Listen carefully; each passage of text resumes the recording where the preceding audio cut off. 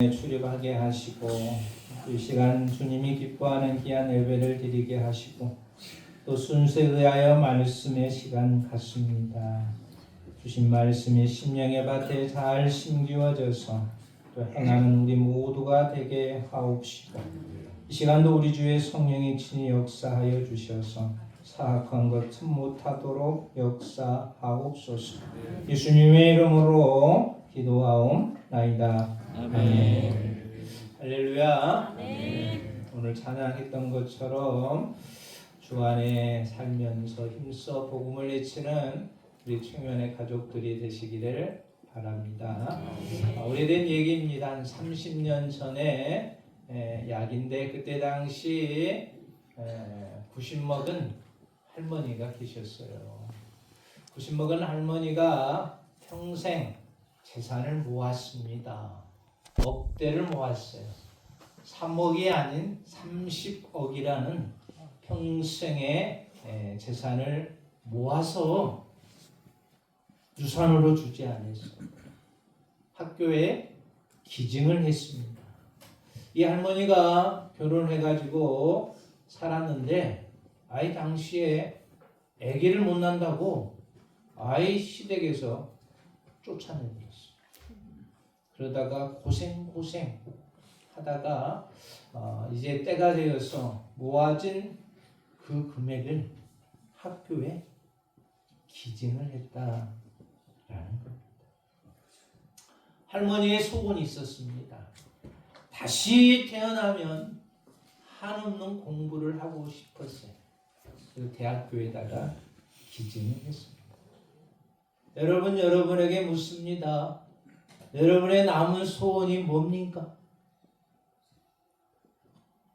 만약에 이 시간 주님이 오셔가지고 아무개 장로야 너의 소원이 무엇이냐? 아무개 권사야 너의 소원이 무엇이냐라고 대답할 때 여러분 뭐라고 대답하시겠습니까? 어떤 교회 권사님이 대답을 했다는 거예요. 아무개 권사야 너의 마지막 소원이 무엇이냐? 라고 그 권사님에게 물어봤어요. 그 권사님 뭐라고 답변했겠어요? 애들이 잘 되는 거요. 많은 유산을 자녀에게 남기는 거요. 남은 생에 더 건강하게 사는 거요. 이렇게 답을 했겠습니까? 아니옵시다. 지금도 신앙생활 잘하고 있는 권사님이셨는데 만약에 주님이 이 시간 나에게 물어보신다라면 그 권사님은 이렇게 대답했다라는 겁니다. 저는 성령 충만을 구하겠습니다. 저는 성령 충만을 밤낮 없이 생각하고 사모하고 기도하겠습니다. 그것이 그 할머니 권사님의 소원이었다라는 거죠. 연로하신 우리 권사님들 계시는데 건강하시고 이 권사님 할머니처럼 성령 충만한 생을 살아가시기를 주의 이름으로 축원드립니다. 아무리 교회를 오래 다니고 주의를 지킨다 해도 세상에 나아가서 불신자와 별로 다를 바 없는 생활을 하고 있습니까? 그 올무에서 벗어나야 하는 줄 알면서도 계속 같은 죄를 반복하고 있는 성도가 계십니까? 마음은 온유로되 육신이 연약하다는 말로 순종하지 못하는 또 자신을 합리화시키는 분들이 계십니까? 기도의 자리에 앉아 있는데 입이 무거워가지고 기도가 잘 안 되는 분이 있습니까? 교사로 찬양도를 분주하게 뛰어다니고 있지만 늘 채워지지 않는 그 무엇으로 인하여 안타까워하는 분이 계십니까? 전도는 해야 된다고 늘 양심의 소리는 들으면서 찾아가지 못하고 만나지 못한 분이 계십니까? 사회가 더러워지고 사람들이 잔인해 가져도 자신과는 상관없다라고 생각하신 분이 있습니까? 이 상황에 내가 한 가지라도 속해 있다라면 성령 충만이 필요한 분이다 라는 겁니다. 여러분, 나는 성령 충만하지 아니해도 됩니다라고 생각하는 분이 있어요? 성령 충만이야말로 성도의 가정에, 신앙의 삶에 절실해야 된다라는 겁니다. 여러분, 4월 마지막 주일을 보내면서 오늘 주신 말씀처럼 성령 충만함을 받는 믿음의 성도가 되시기를 주의 이름으로 축원드립니다. 첫 번째로 생각해 볼 일은 성령 충만이 중요한 이유가 있다라는 겁니다. 왜 성령 충만이 중요하냐? 첫 번째로 보니까 하나님께서 강력하게 명령하고 계신다라는 겁니다. 하나님이 명령해요. 믿음의 성도들은 성령 충만함을 힘입어야 된다라는 겁니다. 오늘 본문 18절에 말합니다. 술 취하지 말라. 이는 방탕한 것이니 오직 성령으로 뭐하라? 충만함을 받아라. 라고 말씀입니다. 이건 하나님의 강력한 명령이다라는 것. 하나님의 명령은 지켜도 되고 안 지켜도 됩니까? 이유를 분문하고 반드시 지켜야 된다라는 거예요. 군대에서 상관의 명령에 불복종하면 뭡니까? 큰 죄를 낳게 되어집니다. 어떤 분이 이렇게 물어요. 하나님은 성도들을 자율적으로 인간적으로 대해야지 왜 그렇게 성령 충만 받으라고 강요하십니까? 성령 충만의 명령은 전쟁 시 죽을 것을 뻔히 알면서도 뛰어가라는 상관의 명령과는 차원이 다르다라는 겁니다. 성령 충만은 신앙생활을 유익하기 위해서 반드시 필요한 것이다 라는 겁니다. 성령 충만 받으시기를 바랍니다. 이건 반드시 받아야 할 조건이다라는 것. 빌그레암 목사님이 어느 한 교회에 집회사 방문을 했습니다. 그 출입구 앞에 장로님들이 줄 서서 계셨어요. 한 장로님으로부터 빌그레암 목사님이 들어오다가 말을 듣지. 교회에 술 취한 사람이 들어와가지고 그 교인을 제명을 시켰다는 거예요. 술 취한 교인 있죠? 담배 피우는 교인 있죠? 그 장로님이 술 취한 교인을 우리 교회에 못 오도록 그냥 지워버렸다라는 겁니다. 우리 교회는 그런 거야? 술 먹었다고 제명시켜요? 담배 피웠다고 제명시켜요? 안 시켜요. 근데 큰 교회에서 그냥 제명을 시켜버린다. 그래서 빌리그레암 목사님이 듣고 고민에 빠졌어요. 술 먹고 들어왔다고 제명이 아마 집사님이나 안수 집사님이었겠죠. 그러니까 제명을 시켜버렸겠죠. 그리고 장로님이 역으로 물어보았습니다. 성령 충만하지 않고 예배 드려온 사람을 제명시켰습니까? 빌그레암 목사님도 장로한테 물어보니까 장로님 뭐라 했겠어요? 술 취한 사람은 제명시키고 성령 충만에 취하지 않는 사람은 제명 안 시켰다는 거예요. 여러분, 담임 목사님 성령 충만하지 않았다고 제명시켜요? 그 장로님이 듣고 가슴에 뜨거움이 있었겠죠. 교회나 성도는 이 술 취하는 것을 심각한 잘못이라고 말을 해요. 근데 성도가 직분자가 성령 충만하지 않는 것을 보고 심각하게 생각합니까? 심각하게 생각하네. 그런가 보다. 장로님도 성령 충만 안 하는데 집사가 무슨 성령 충만이야? 그렇게 뒤에서 말할 수도 있다라는 겁니다. 그러니까 우리는 오늘 말씀에 의지하여 성령 충만함을 받으시기를 주의 이름으로 축원드립니다. 이것은 강력한 하나님의 명령이다라는 겁니다. 자, 두 번째로 왜 성령 충만이 중요하냐? 능력 있는 신앙생활을 하기 위해서다라는 겁니다. 여러분, 능력 있는 신앙생활을 하기 위해서는 뭐가 필요하다고요? 성령 충만. 예수님을 3년 동안 따라다녔던 제자들 능력이 없어 낙심하고 좌절했습니다. 그리고 다 예수를 배반해 버렸어요. 예수님이 잡혀가실 때에도 다 두려워서 숨고 도망가 버렸습니다. 패배자의 사람이었다라는 겁니다. 그렇지만 그들이 오순절 다락방에서 성령을 체험했습니다. 이제는 더 이상 비겁자가 아니었습니다. 이제는 도망자가 아니었습니다. 담대한 자가 됐다라는 겁니다. 핍박 두려워하지 아니했습니다. 말씀을 증거하니 3,000명씩 회개하고 돌아왔습니다. 할렐루야. 신앙생활에 반드시 필요하기에 우리는 성령 충만함을 받으시기를 주의 이름으로 축원드립니다. 말세 현상 중에 하나가 있어요. 경건의 모양은 있는데 경건의 능력이 없다. 여러분 경건의 능력이 있기를 주의 이름으로 축원드립니다. 주의 교회에서 봉사하는데 늘 기쁨이 없고 기쁨이 가끔씩 있지만 오래 지속되지 않는 것은 풀리지 않는 숙제다라는 겁니다. 성령이 충만하면 모든 것들이 자동적으로 풀립니다. 근데 풀림을 어떻게 풀릴 수가 있느냐? 스가랴서 4장 6절에 보니까 이는 힘으로 되지 아니하며 능으로 되지 아니하고 오직 나의 무엇으로 됐느니라? 영으로 된다 라고 말씀합니다.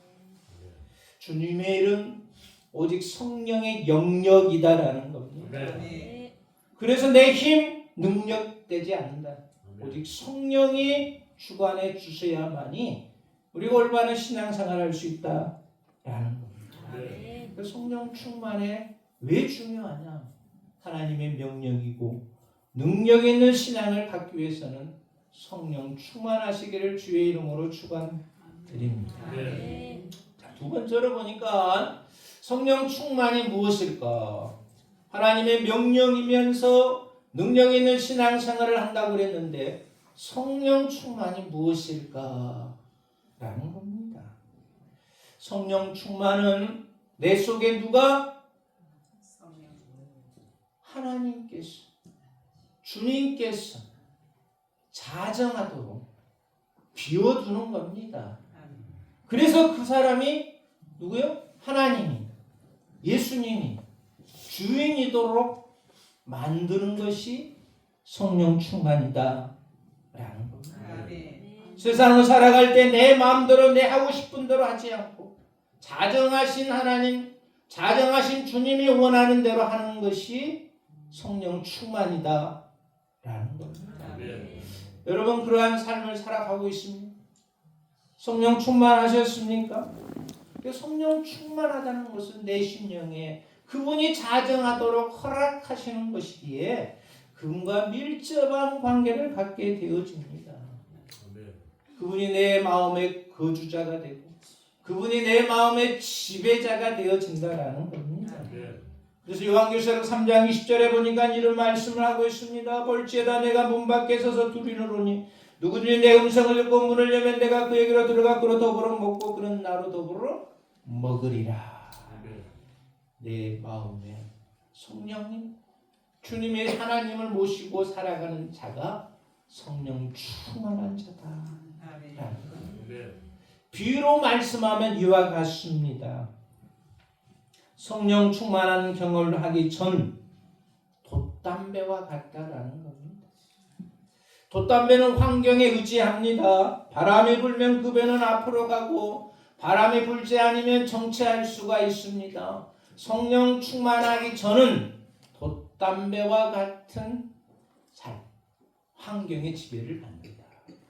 그렇지만 전기선, 동력을 가지고 있는 배는 내적인 힘을 의지한다라는 겁니다. 그 배 안에 전력을 가지고 바람의 도움을 받지 않습니다. 그러니까 우리는 돛담배 그리스도인이 아니라 환경에 좌우되는 것이 아니라 내 속에 뭐가 어떤 내재된 힘? 하나님의 힘, 예수님의 힘으로 운행되는 자가 성령 충만한 자다. 이해되십니까? 네. 이것이 바로 성령 충만이다라는 겁니다. 네. 내 심령에 예수님이 자정하셔서 예수님이 나를 이끌어가는 겁니다. 나를 지배하고 다스리는 겁니다. 그것이 성령 충만하다라는 겁니다. 세 번째, 성령 충만은 어떻게 받느냐? 간략하게 말씀합니다. 사랑하는 성도 여러분, 성령 충만은 어떻게 받겠습니까? 오늘 본문의 말씀. 오직 성령의 충만함을 받으라. 18절에 말씀하고. 그러니까 성령 충만을 어떻게 받느냐? 누가 주십니까? 주님께서 주십니다. 하나님께서 성령을 주신다는 겁니다. 주체자가 누구예요? 내가 아니에요. 성령 충만은 하나님이, 예수님이 나에게 주시는 것이다 라는 겁니다. 그러니까 성령 충만은 열중시하고 있으면 받을 수가 있을까요? 받을 수가 없어요. 주님의 약속을 의지하고 간절히 사모하면 하나님께서 성령을 공급해 주십니다. 그래서 충만한 생활을 할 수 있다라는 겁니다. 자, 성경에 보니까 기록하고 있어요. 시편 107편 9절에 보니까 저가 사모하는 영혼을 만족해 하시며 주님 영혼에게 좋은 것으로 채워 주심이로다. 사모하는 자에게 성령이 임재할 수 있다라는 겁니다. 골로새서 3장 16절에 보니까 성령 충만은 그리스도의 말씀이 우리들 속에 가득한 것이라. 하나님의 말씀이 가득하면 성령 충만함을 부어 주신다라는 겁니다.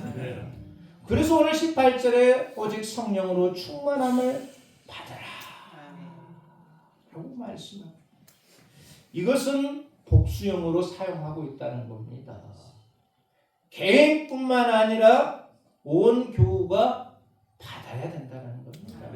한 사람만 받는 것이 아니라 전부 다가 성령 충만함을 받아야 된다는 겁니다.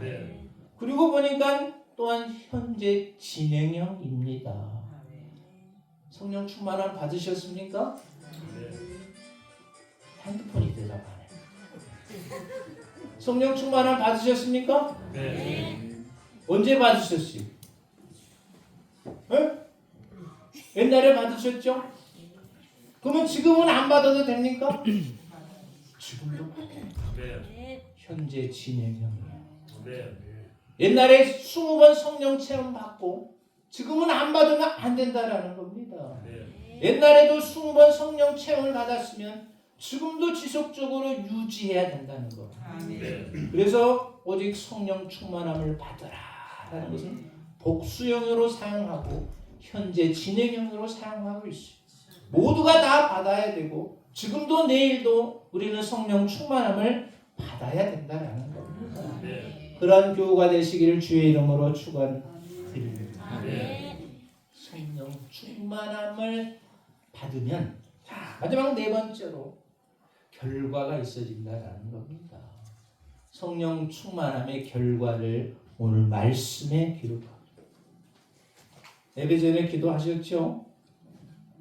오늘 말씀을 대한 담임 목사님 위해서 기도하라. 15분 전에 올라오셔가지고 딱 띄워주는 기도의 제목을 놓고 기도하시기를 바랍니다. 기도할 시간 없잖아요. 바쁘다. 주일날은 15분 전에 올라와가지고 기도의 제목 보면서 기도하시기를 바랍니다. 자, 성령 충만함의 결과가 뭐냐? 여러분, 우리가 병원에 가면 이 내시경 하죠. 수면 내시경도 할 수 있고 그냥 눈 뜨고 그냥 건강한 사람 내시경 할 거예요. 위 내시경만 합니까? 뭐 대장 내시경도 할 것이고 좀 뭐하면 좀 비싼 기계를 동원해 가지고 MRI도 이렇게 딱 찍어볼 것이면 좋은 기계는 그냥 선명하게 다 찍혀주고 볼 수 있어요. 얼마 전에도 저도 이제 2년에 한 번씩 뭐죠? 건강검진. 그냥 저는 수면 내시경 하고 그냥 쌩쌩하게 그냥 안 먹고 내시경 했는데 딱 의사가 샥 보더니 아우 괜찮습니다. 관리를 잘하고 있네요. 나이에 비해서 그러시더라고요. 자, 기계적인 도움을 힘입어서 우리의 심령을 다 깨뜨려 볼 수가 있다라는 거. 근데 그 기계가 우리의 인격을 살필 수 있을까요?